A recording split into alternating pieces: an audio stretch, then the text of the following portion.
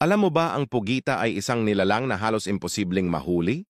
Kahit anong gawin mo, palaging makakahanap ito ng paraan para makatakas. May naglagay ng pugita sa loob ng isang selyadong bote.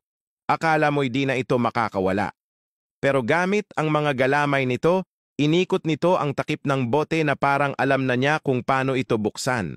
At madali lang siyang nakatakas. Ayaw ng mga pugita na nakakulong. Kaya nilang dumaan sa napakaliit na siwang dahil halos wala silang buto na humahadlang sa kanilang galaw. Parang likido silang dumadaloy saan man nila gustuhin. Pero hindi lang yan ang kamangha-mangha sa kanila. Kaya rin nilang magpalit ng kulay at pati na rin ng texture ng kanilang balat sa isang iglap.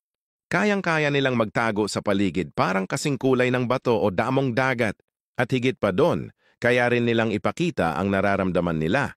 Kaba, galit, o kapayapaan, lahat sa pamamagitan ng kulay ng kanilang balat.